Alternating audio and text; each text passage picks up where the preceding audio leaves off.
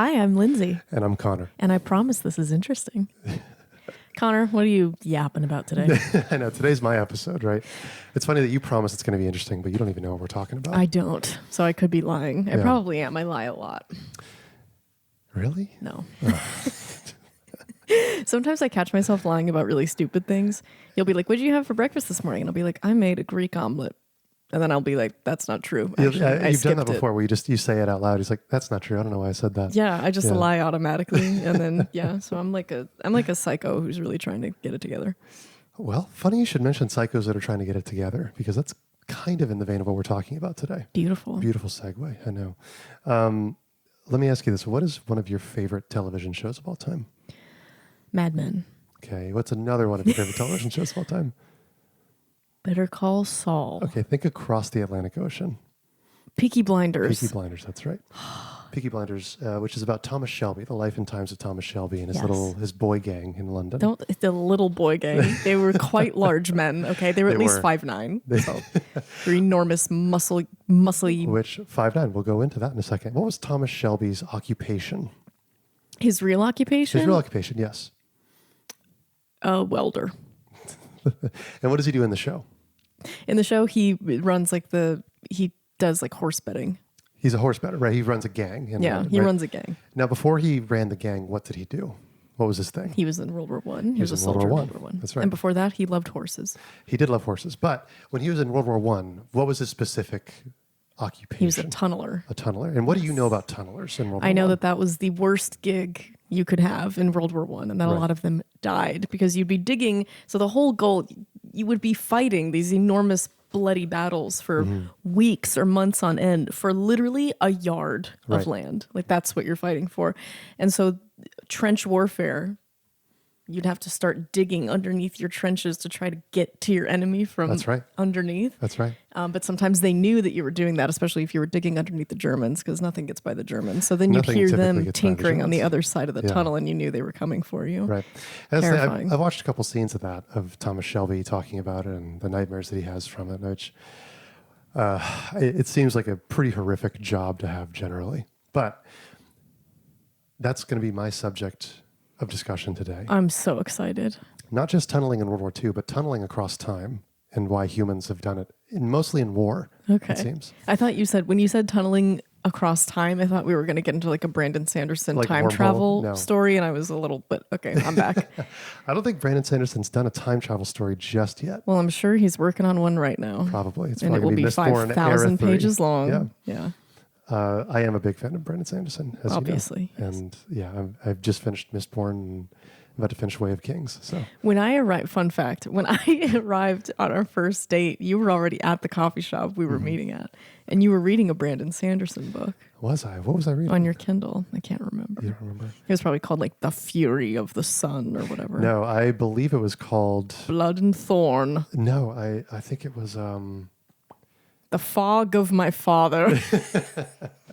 I think it was the first book in the era 2 of Mistborn. Okay, that sounds right. Which would have been called The Alloy of Law. Great book. Check it out. It sounds. Do you know how old tunnel warfare kind of is in human history? I would imagine it's ancient. It is. Digging a hole is what we did. Right after we learned how to eat, drink, and poop in the river, I think digging a hole came right after that. More or less. That's basically it. Incredible. Digging holes for the sake of warfare goes back to ancient times.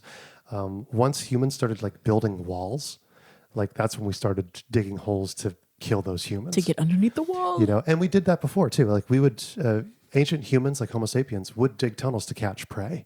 Mm-hmm. That's kind of an old thing. It's you dig a tunnel, put leaves over it, and then put spiky sticks at the bottom of it. Right. It's an old style of hunting that I think modern primates have even shown they can do. It's kind of scary.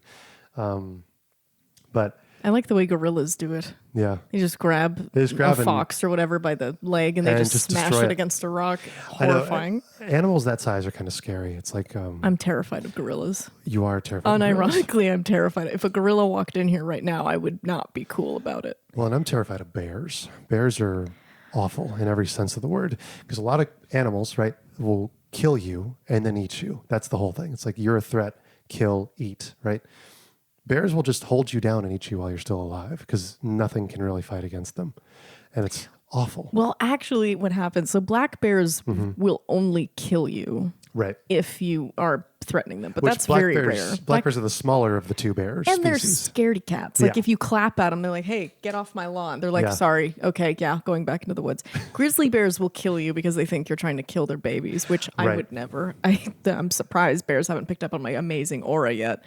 And polar bears are the scariest because they will kill you just for sport. Right. They hunt you down. Just because they can. Yeah. The thing with ancient times and tunneling was there would be people who would dig under fortifications and light them on fire. That was the whole thing, kind of before combustibles and things like that, because fortifications would be made out of wood typically. And back during like the Victorian era and even back into kind of the Roman era, trench warfare was still a thing.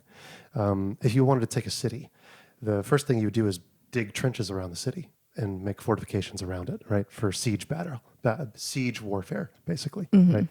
And this kind of military tradition has stayed on for a long time. That's where we get the kind of the modern idea of like a sapper, like somebody who blows up fortifications. Is that a job that is still available today? It is, yes. The modern U.S. military has like the sapper corps or the sapper battalion. I'm not sure. I'm probably messing up my military nomenclature, but sappers are still a thing. And they blow you up from beneath you. Typically, I think they're not charged, at least in America, as far as I know. I hope somebody corrects me on this. From what I understand, they're not charged with blowing people up. They're charged with getting rid of obstacles. So they'll blow up fortifications, they'll blow up walls, they'll blow up barricades, like that kind of thing. I feel like that language is probably purposefully vague, if I had to guess. Probably. But their responsibility in the U.S. military ranges a lot, in the same way that sappers of the Napoleonic era did as well. They're essentially like more advanced infantry, and they would be charged with like taking out barricades with their axes, right? Lighting fires to things, right? And on occasion, blowing up fortifications and doors, things like that. So I'm not sure where the term sapper comes from. I hope somebody in the comments will inform us, because I love reading historical-based comments. But yeah, that's kind of the idea of the sapper, is somebody whose entire job is, there's something blocking our path. We need to get through it to get to the guys on the other side. Let's blow this up. Let's blow this up. Honestly, okay, so I almost joined the Air Force. We know this. And I wanted to be sent somewhere where I would like actually be not sitting in a chair, just like reading emails. Right. And I think the appeal, what I wanted was to go somewhere and blow up buildings. Not buildings where people were inside or that held any historical value at all. Right. Just like empty stone buildings that America wanted to get rid of for whatever reason. That was what I wanted to join the U.S. military for. I was like, surely that's a job. Right. Surely they need arsonists just to like go light things on fire without killing somebody. Surely that's the purpose of the military. Right. Is just to clear land. They said, no, we're not interested. Yeah. Thank you so much. Go back to screenwriting. And I said, you're so right. That's where I belong. You're fair. So in America, at least, the first kind of foray that the military takes into tunnel warfare is during the Civil War, right? It was, I believe, the Battle of the Crater is what it became known as, which was kind of an ambitious and incredibly awfully executed plan done by the Union to kind of try and take a strategic advantage over the South, the Confederacy, during, I think, the early stages of the war. So Grant is in charge of the army at this point, and they attempted to break Confederate lines by spending a month digging a massive tunnel beneath enemy trenches. So during the Civil War, they did dig trenches, and it was kind of a stalemate, right? Trench warfare generally ends in stalemates very quickly because you just can't capture ground, right? So it's not an effective way of waging war, you would say. Trench warfare, no, not at all. But we keep doing it. It's what trench warfare is effective at is holding a line. If you don't want to give up space, trench warfare is the way to do it. Right. And before the kind of modern mechanized military like machine that we have now, the best thing you could do is sit in a hole and just shoot back at the guy who was also sitting in a hole, right? World War I, it kind of changed. World War II, really, it kind of started to change because we invented tanks and things that could roll over trenches and stuff like that. But we're going to get there. So in the Civil War, The Union spent a month digging a massive tunnel beneath Confederacy trenches. So you got to think, the Confederacy dug trenches that were tall enough for a man to stand in without being seen. Yeah. So the Confederacy spent a month digging underneath even that, right? And they planted 8,000 pounds of explosives underneath it.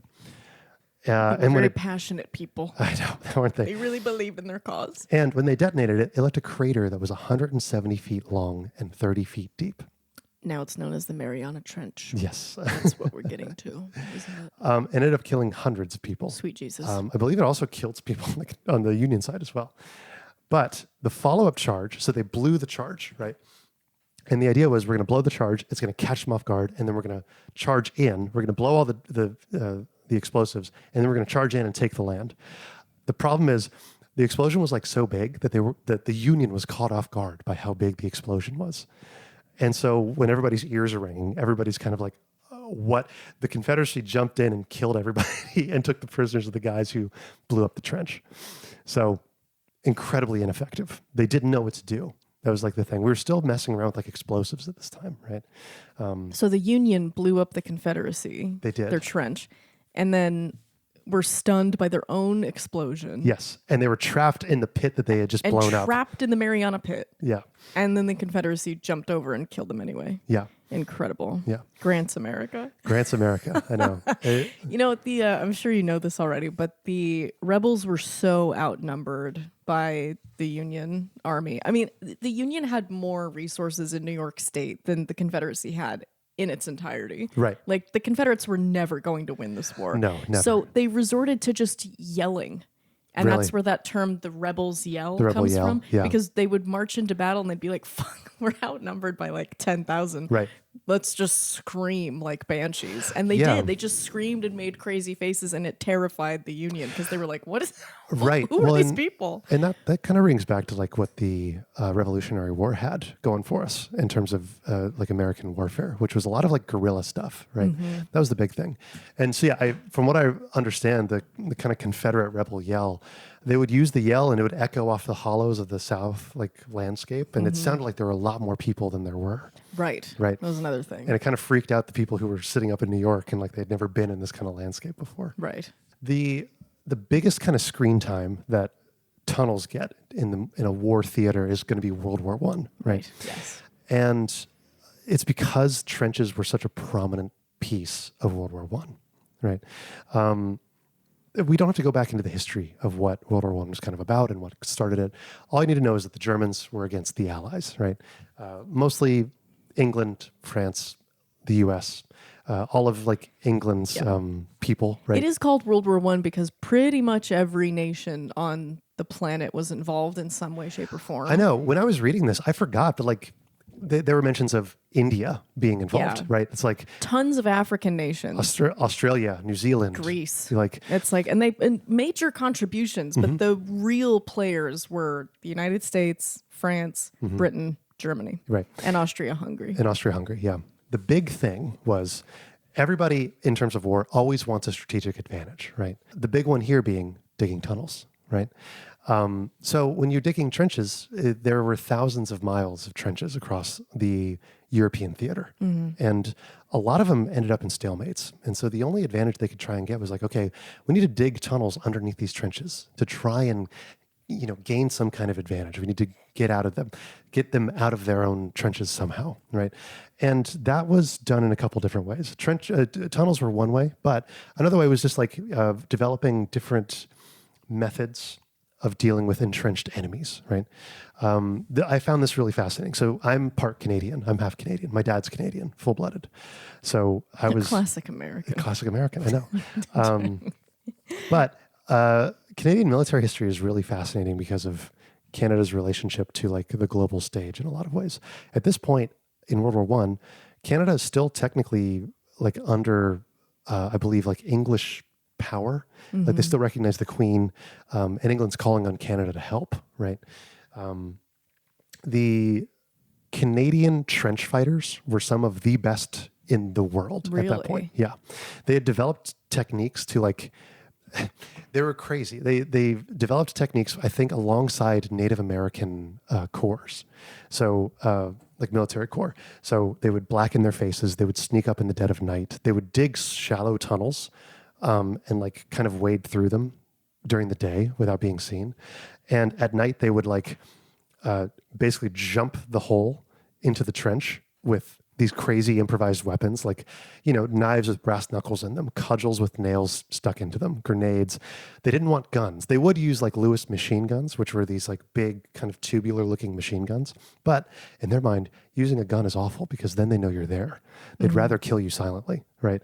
And they got this reputation as like being the best trench fighters during World War I, to where France would send their own people to Canada to train under the Canadian Trench Fighter Corps. It's pretty sick. Wow. And they were super beneficial. That's like pretty brutal. They were pivotal in a lot of like battles in which England needed to win territory against the Germans. Dude, growing up in the United States, you would think Canada has never done anything.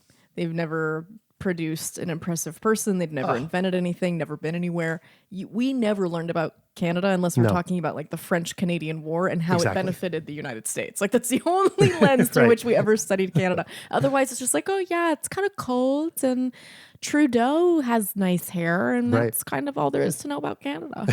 Turns out there's a lot going on. I know, and Canada's been involved in basically every major conflict. Yes, this is like a joke my dad kind of says. Like, Canada's been there. We've been there for everything. So that should be their slogan. Yeah, we were there. Yeah. But our neighbors to the north were very pivotal in terms of World War I trench warfare. And very neighborly. Have you heard of the musical Come From Away? I've not heard of the musical Come From Away. So not to totally pivot. No, please. 9/11.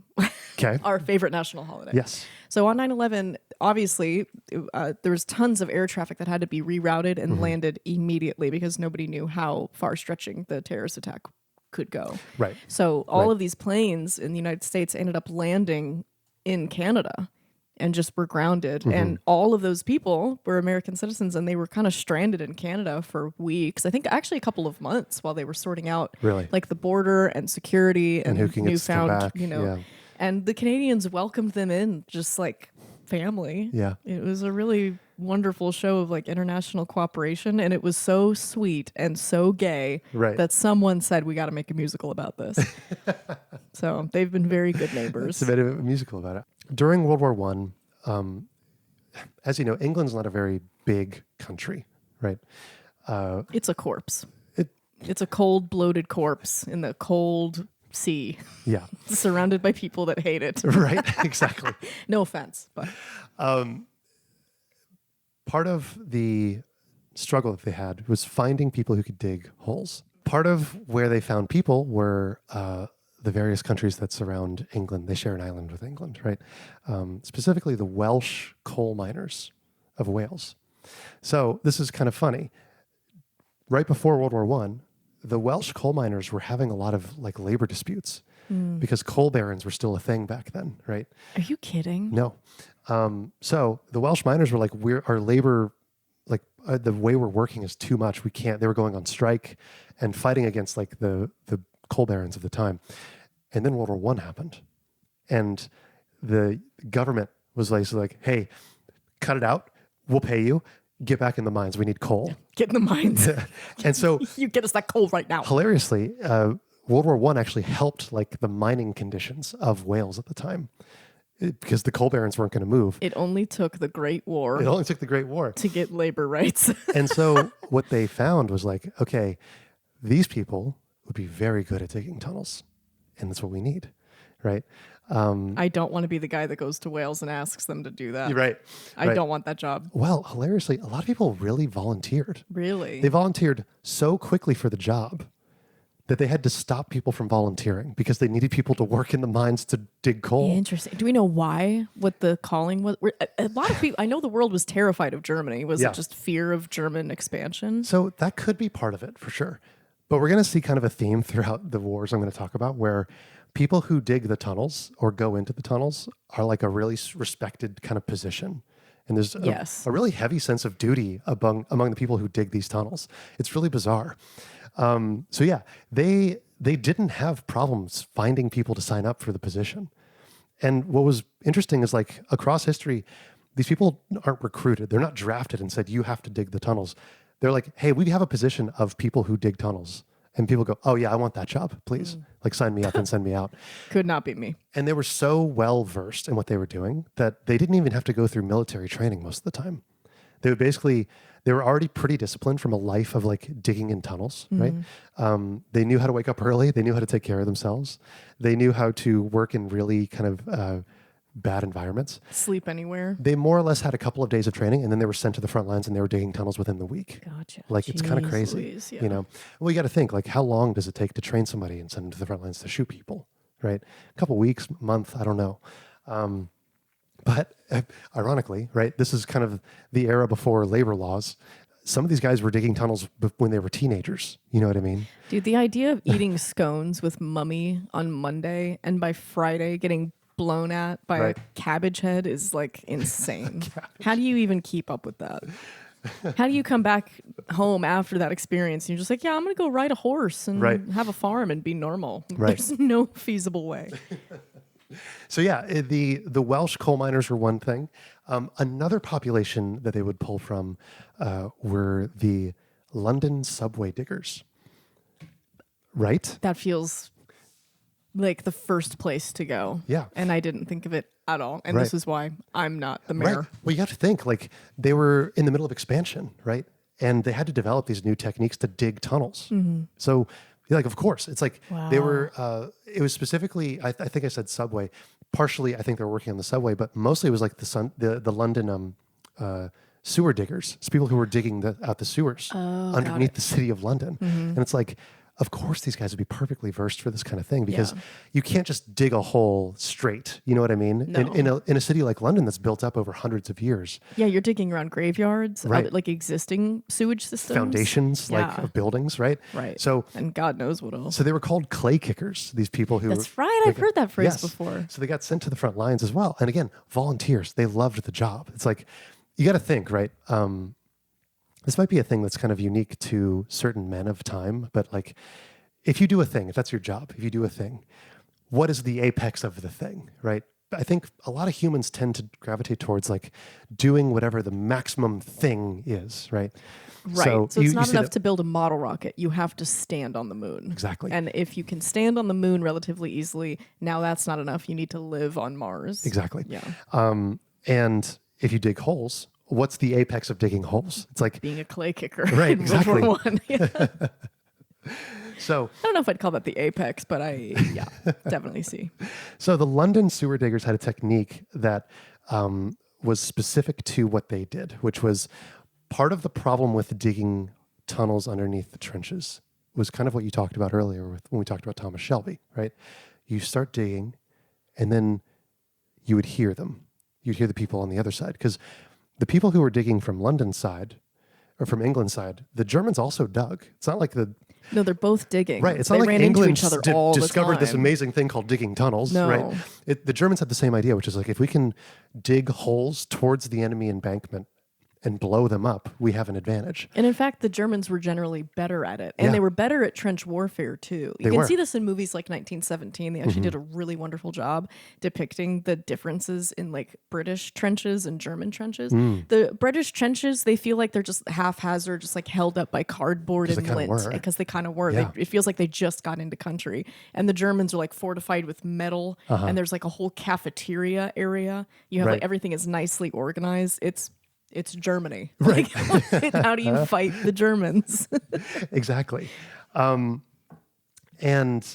that becomes a good question. It's not just how do we fight the Germans, how do we fight them better? How do we dig tunnels better? How do we, how do we outmaneuver them? Right, because what would end up happening is a lot of times the tunnels would pass along each other. Yes. Right, and then you hear them, and then you try to dig under them, and then they hear that, so they try to dig under you. Right. Right, and then they lay explosives.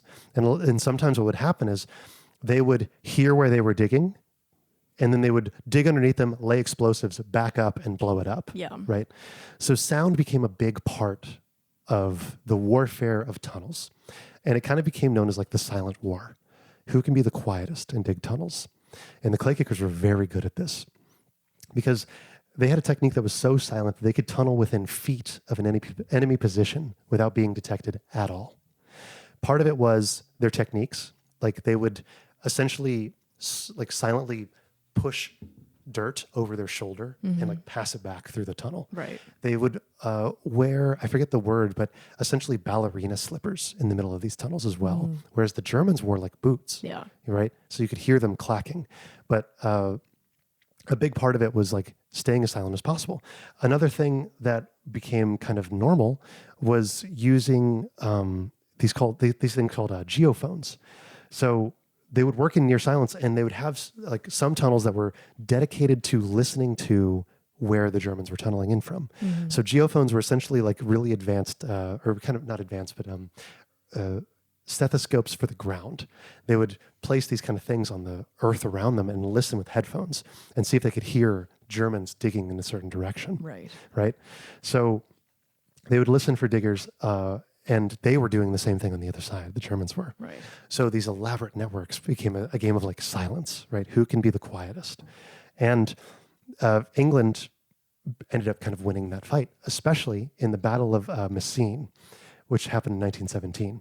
So the British and Canadian miners spent months digging 19 tunnels under German lines during this battle. Yeah. And they filled them with over 600 tons of explosives. Right. At the end of this war, everybody was like, we're done. This is ending. Yeah. There was desperation. So when they finally detonated the amount of explosives they planted under the German embankments, or the German lines, the shockwave was so massive that it could be heard in London. It killed an estimated 10,000 German soldiers in an instant. And at the time, it was the largest man-made explosion in history. Huge. The pictures are unbelievable. I'll show you some pictures after this, but it was crazy. Can you imagine just like going to the bank in London with your kids crying and you hear an explosion from somewhere behind you and you're like, oh, we just won the war. Right. Oh, there we go. Yeah. Boys will be home any day. Truly, you must think the world is ending when that goes off. They did. They called it the war to end all wars. Right. They really thought it was going to end because truly every nation was involved. And the first plane was used in warfare during this time by the Italians. Right. They were doing trench warfare. And then you had the outbreak of influenza. Shortly after the war, actually during the war, 1917 is when the influenza broke out, and that killed millions of people. So imagine getting out of a war that killed most of your population, and then you get a flu that kills most of your population. Yeah, right. You witness both of those events within 20 minutes of each other, and then World War II happens. Yeah. So you're like, you know what? I'm done. I'm going back in the hole. Which it's a funny thing to think, like the largest explosion ever. It's like every large explosion ever is like the largest explosion ever. You know what I mean? Yeah. Like Hiroshima happened, largest explosion ever. And the reaction every single time without fail to like the newest, largest explosion that happens is, oh God, the world's going to end because of this. Yeah. And what's funny is like they're always kind of right? It always leads to a bigger explosion. Yeah, you can't witness an explosion like that and think, oh, well, we can put that back in the bag. Exactly. Oh, we can shrink from here. Right. Because like what you were saying is just everybody's obsession with expanding. You do one thing, now it's not enough to do that thing again. You have to make it better. Can you increase your profit? Right, exactly. It's always about expansion. Line? Yeah. And sometimes they would break into enemy tunnels and they would fight in the pitch black with hand-to-hand weapons. So again, they didn't like guns because if you're fighting in a tunnel and it's pitch black, a gun goes off, you can't hear and you can't see. Yikes, right? Yeah. So they would carry guns with them, but it was a last resort kind of thing. A big part of it was like cave-ins. So there are a couple of movies that show this, but when they would set off explosives to like cave in the other tunnels, and like that would, if you didn't die from the explosion, then you would suffocate under like 2 tons of earth. You know what I mean? Awful, awful, awful. Miserable. There was, this is a quote by Lieutenant John Westacott from the 2nd Canadian Tunneling Company. And he said, sometimes a fight would take place in a tunnel, 4 feet by 3 feet. And in the dark, you didn't know who you were fighting. The only thing was to put your hand over quick to feel if the man had any epaulets, which were like these shoulder pads that the Germans had. Yeah. Kind of the frilly kind of design. The Germans used to have epaulets on the shoulders, and we could tell that way. And if they had them, just stab them. So that was how they didn't know what they were fighting in, like pitch black. So stab a guy, push him away, keep crawling. They also, a lot of these shells did not detonate. Right. Because, not every trench and not every tunnel ended in victory or were even interacted with. A lot of times those tunnels were just abandoned at the end of the war.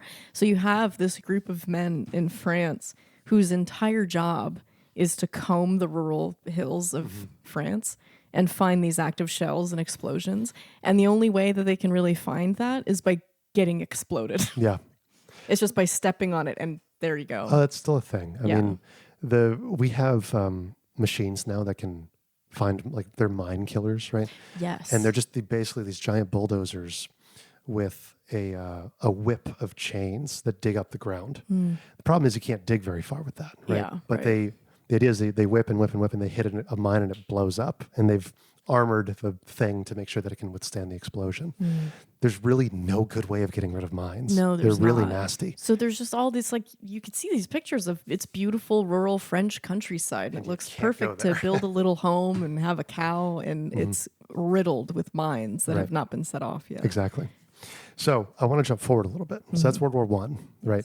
Awful. Everything about it was just terrible. The next time we would kind of see tunnels in a modern combat theater would be Vietnam, from the American-Vietnamese War, right? And those kind of became infamous because the Americans weren't really the ones digging tunnels. It was the Viet Cong who were digging tunnels, right? That was kind of what they became famous for, was that guerrilla warfare. They would have these bases, they would have tunnels, elaborate tunnels that spread forever. And it's like, it was a bit of an unfair advantage that they had because they didn't build them in response to Americans. Those tunnels existed for years before the Americans got there. Really? They were pre-existing tunnels? Yeah. Because for what purpose? Fighting. I mean, the Vietnamese were fighting each other. Okay. So they used the infrastructure from their own civil war. Exactly. Wow. Exactly. And you got to think, those guys, some people grew up in those tunnels. Yeah, so did. They know them by heart, right? There's something known as the Cu Chi tunnels, which was an entire underground network stretching for hundreds of miles underneath the city. The Viet Cong built entire living spaces beneath the jungle. And that's part of it. It's like the jungle's very inhabitable, like uninhabitable because of all the creatures, right? Yeah. Living in tunnels is kind of safer almost. And they didn't really live in the tunnels, but they would use them to get between bases without, being hurt. Gotcha, right? yeah. Hospitals, command centers, weapon caches, and booby-trapped tunnels so small that most American soldiers couldn't even fit. Oh my God. Part of a response to this was the American need for what we called the tunnel rats, right? And these were American soldiers who, again, volunteered and signed up to start clearing the tunnels of the Viet Cong. This was not a drafted position. You could not be forced to be a tunnel rat. You had to volunteer. And people couldn't volunteer fast enough for some reason. They did have kind of strict requirements. You had to be under 5 foot. I was going to say, these are like small boy time. Time for the small boys to shine. So these were soldiers that had to be small in stature. 5'5" or below was usually the height they wanted. Okay. Right? And they had the impossible job of crawling into the Viet Cong tunnels with nothing but a flashlight and a pistol and a knife. So there's a scene in Forrest Gump, the one, where they're in Vietnam. And then I think Gump's lieutenant kind of hands him a pistol and is like, Gump, get in that tunnel and clear it out. And he tries to get into it. He does not fit. No, because Tom Hanks is 6'1". He's got a juicy ass. That juicy ass can't fit into that little tiny hole. So they had to navigate through these pitch black, narrow passages, and they would never know if they were walking into a trap or if they were, because the Viet Cong eventually learned the Americans are going to dig through the tunnels as well. They're going to try to get in here. Right. So we're going to booby trap it. Well, and a common thing to do is they would create water locks. So they would have air locks to prevent being smoked out with gases. And they had water locks as well, which prevent gases. It was kind of like how a toilet works, right? Okay. You have a U-bend in your toilet and that's full of water. And that keeps bad gas from the sewage from getting up into your house, right? Gotcha. So you got to imagine a straight tunnel. And then they would have a little divot that was full of water. And then another straight tunnel on the other side. And the idea being it keeps gas from, they couldn't throw in chlorine gas, tear gas, whatever. Gotcha. So you're a 5'5" American soldier. You've been given a flashlight, a gun, and a knife. Great. That's all I need. And you're told to dig. You can kind of see a little bit, but these tunnels are really tight. Again, 4 feet by 3 feet. Cool. So I've got 5 minutes before I start crying a lot. Right. You're crawling straight. And then you get to essentially a pit at the end of the tunnel full of water. I hurl myself in there and just pretend I've died. Yeah. I wait for the war to be over. And so they would have to sink into the water, pitch black, right? Swim through the tunnel. Which ruins your pistol probably, right? At this point, yes. Yeah. The M1911 pistol was the one that was issued mostly. And the tunnel rats hated it. They preferred like a 6-shot revolver because the 1911 was an automatic slide. And if it got filled with mud, it's useless. Which, you know? I mean, it's Vietnam. Right. It rains Everything's mud. sometimes for like 6 days in a row. I mean, one of the chief complaints of Vietnam was like the boots. Yeah. There's not enough boots and socks. Trench foot. Yes, everybody's getting trench foot. Right. So they would have to swim through the tunnel and then come up on the other side. And a lot of times the Viet Cong would booby trap the water-filled tunnel. They would put snakes in it. They would put spikes in it, like that kind of thing. Or you would get to the end and then there would be a door on top that was locked that you couldn't get through. Dude, even Indiana Jones is tapping out on this. He's afraid of snakes. There's no freaking... He's like, there's no way. I'm digging a new hole and I'm making a new civilization under this ground right now. Right. So as you can guess, survival rates were not awesome. But tunnel rats still kept volunteering. They they almost couldn't make positions fast enough for these guys. Do you think that's because it's a prestigious position? Maybe. I think because there's like a certain amount of like, wow, those guys are crazy. Like those dudes are intense. They're hard. Gotcha. Navy SEALs, right? Like everybody wants to be a Navy SEAL. Yeah. Right. But it was seen as a position of respect. Like most guys that signed up were basically adrenaline junkies. Like it's like the ultimate form of adrenaline junkiness. And they usually were described by their senior officers as like silent, moody, and they usually kept to themselves. Makes sense, right? They couldn't be poets. They sound like perfect poets. Right. It goes back to our Jason Everman, I think would have been a tunnel rat. They could. No, I don't want him in Vietnam. I don't want any. God, please let my sons be poets. Please let them be so lazy and boring. I don't need heroes as sons. Please let them just stay at home. So the psychological toll was immense, and tunnel rats, on average, had some of the highest rates of PTSD. Obviously. Among Vietnam veterans, yeah. And I'm sure they came home and were given every red carpet greeting. Yeah, I'm sure doctors were there with antidepressants in hand. And they said, thank you for your service, shook them a hand. And then they were given a 4-story house for themselves and their family to live in. So, yes, I'm sure that's exactly what happened. Okay, that's great. So, good job. To describe how effective they were is kind of difficult, but I think this kind of shows it. There was one very famous tunnel rat, the most famous tunnel rat. His name was Sergeant Robert Batman Batten, who became so well known for his skills as a tunnel rat that the Viet Cong put a bounty on his head, making him the only non-commissioned officer on their top 10 most wanted list of Viet Cong. Really? Yeah. Who else is on that list? Generals. So Everybody else on that list was generals. Oh, Lord. And so he was the only non-commissioned officer, which is crazy. That's how dangerous these people were. Like, he was good at it. How crazy was this guy? What did he do when he came home? You got to think. He like working for the carnival? You know, like what do you do? Where do the crazy adrenaline junkies go? There's a great quote I love that says, there's a moment in every person's history that belongs precisely to him and only him. And I think that's being a tunnel rat was Sergeant Batman's like moment in history. That was his thing. That was what he was born to do. You know what I mean? I can't imagine we're digging a lot of tunnels in modern warfare. So much modern warfare takes place in the cyberspace, doesn't it? Well, are we digging tunnels? Let's transition to modern warfare. So your instinct is right, but you forget that most of the opponents that at least America has faced, most of the first world has faced, have been like non-first world military combatants. Well, that's disturbing. Right? But before we even get there, let's talk about Chernobyl. Because as you'll remember, we just finished watching Chernobyl on HBO. Hang on, I have a pitch. I have a pitch for the world, and I think I would like to get everybody's opinion on it. Oh, boy. I think, okay, so we have First Nations. First Nations. We have like first world nations, second world nations, and third world nations. The one I understand least is second world nations. Like who would qualify as a second world? I know third world tends to have like the least amount of money, the least amount of resources, the least amount of say on the international stage. First world, that's where you get your Canadas and your Germanys and your United States. Second world, I'm assuming like probably like Bulgaria. That's immediately where my head went to. Kazakhstan? I don't know why. I'm sorry, know. Bulgaria. Yeah, that's not your. I don't. We know. are not claiming that that's the thing. Clearly, I don't know much about anything, but I think if you want to declare war, it has to be within your class. I think it should be. I think it should be set up like boxing. Like you're not going to have Muhammad Ali box me. Right. We're not in the same You can't class. punch down. That's no. You literally can't punch down. Is Right. that where we get that saying? Probably. I bet it is. That's probably where we get the Geneva Conventions. Yeah. So I'm just saying that if the United States is war hungry and bloodthirsty, fine. Why don't we go after the Canadians? They're right there.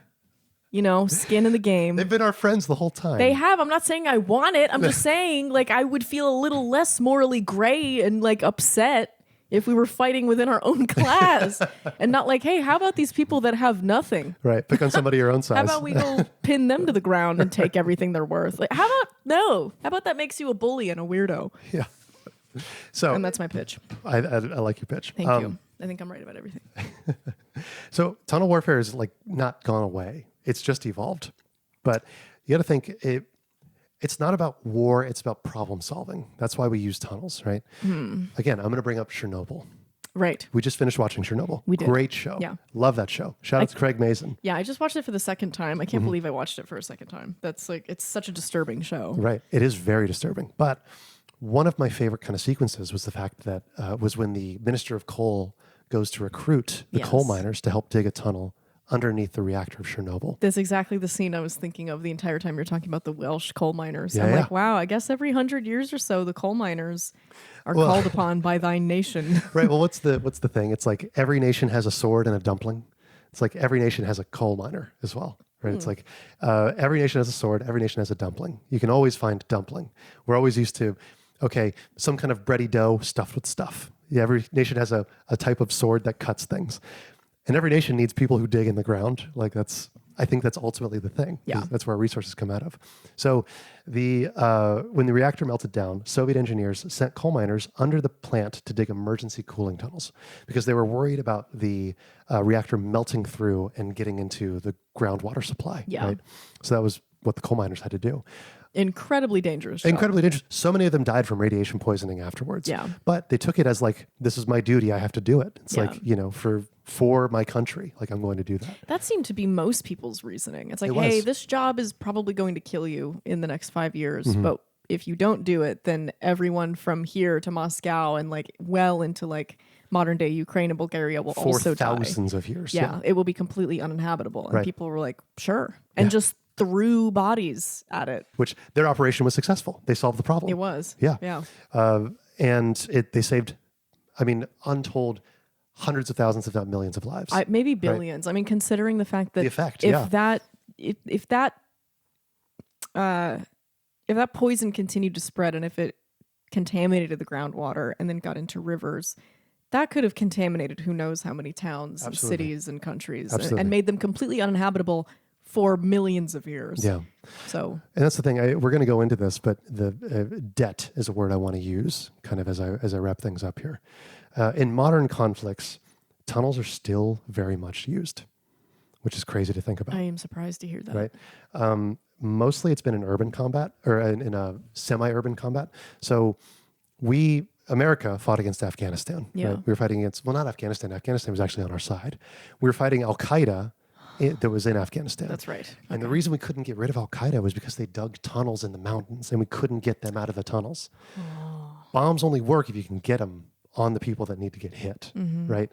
So Al-Qaeda dug tunnels across all these mountain ranges and we couldn't get them. That is a really interesting thing to think about because I think you watch a lot of movies and Hollywood movies are never going to be a great source of historical information or even like geographical information. No, of course because not. Yeah. one, Mexico is always bright orange. It is. I don't know if you've ever seen pictures of Mexico. There's lots of other colors happening in Shout Mexico. out to Denis Villeneuve for making that happen. Yeah. But also like Afghanistan, and I think we just think of the Middle East here in the United States anyway, of just like desert, of just super hot and there's sand and it's flat. Afghanistan is like all mountains. It's mostly mountains. And it's entirely beautiful. mountains. It's gorgeous. It's gorgeous really mountain beautiful. ranges. Yeah. I mean, it also gets cold there. They get snow in the mountains, and nobody knows those mountains better than the people who've been living there for thousands of years. So Exactly. good luck finding them. Exactly. And that's why we weren't able to get Osama bin Laden for so long. He was just moving through these tunnels in these mountains, Yeah. Again, Very bombs were advanced tunnel shown system. to be ineffective during this time because they just couldn't penetrate. It's crazy. And that's the thing. All of our modern military spending, we couldn't figure it out. The war in Ukraine has revitalized trench warfare. Really? Yeah, absolutely. Less tunnels, more trenches. And we've seen modern solutions to trenches, which is they're using drones like that you can buy from a store to drop grenades onto people, right? So it's become trench warfare again in some some parts of it. Because you don't want to cede land. So you literally dig your heels in. That's the thing. When it's a war about land and who owns it, trenches are great because like I said before, trenches stop progress. Yeah, they do. That's it. They're really good at holding position. Yeah. So throughout everything I've read, there's kind of this unifying factor among people who dig tunnels, right? Or engage in tunnel digging generally during periods of crisis. And there's this kind of like intense camaraderie that always seems to pop up. These guys are like, I imagine it comes from being trapped with these guys, right? Mm-hmm. Being in very intense situations with them and having to work day in, day out without seeing the sunlight, you know? And there's a certain like honesty, I'm sure, that comes from doing hard labor. That's kind of tough to explain, you know? I don't want to get overly poetic, but I imagine there's some kind of like comforting thing about your entire world being exactly how much space you've dug out around you, right? Like the tunnels were used by those people that lived in them. And they were kind of seen as heroes on the war front in World War I because they were able to dig and find fresh water and build new wells for the people on the front lines, which fresh water and food were a big problem. True. Like, you know, supply lines. And in many cases, the war was won by those tunnels, by like the ground that they could break and by like destroying the other trench or like infiltrating the other trench. And like if that happened, then you just gained 25 yards, which could otherwise take you years. 6 to 9 months to get like 4 yards. It was insane the amount of land people were fighting over in that war. Yeah, and for what, right? Yeah, ultimately, everybody who worked in the tunnels, kind of throughout history, they've been people who are like seriously dedicated to like the duty of the call. Mm-hmm. You know what I mean? There's something that just calls to them, and they can't help but do it. Most Englishmen who had been in World War I held tunnelers in really high regard because it was intensely dangerous, and they saved countless lives. Yeah. So Thomas Shelby was a tunneler. And at one point, Winston Churchill defended him in the show, I'm not sure if this is real life, from somebody who called him a brutal, murdering gangster. And he said, and yet the tunnels were dug beneath our feet to silence the guns pointed at our heads. There's kind of a silent debt that's like recognized for the people who dig tunnels, whether it's like the people who dig coal to keep the lights on or the people who dig tunnels to save lives during war. And I think that's pretty sick.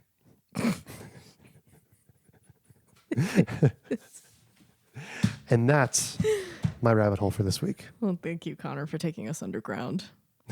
We do live underground, actually. We live in a burrow together. Yeah, this is our burrow. Yeah, we had to dig to get here. So we're kind of heroes, too, if you think about it. We're like definitely on the same level. So yeah, that's my rabbit hole for this week. I hope you found it interesting. I'm Lindsay. And I'm Connor. And I told you this would be interesting. I hope it was interesting.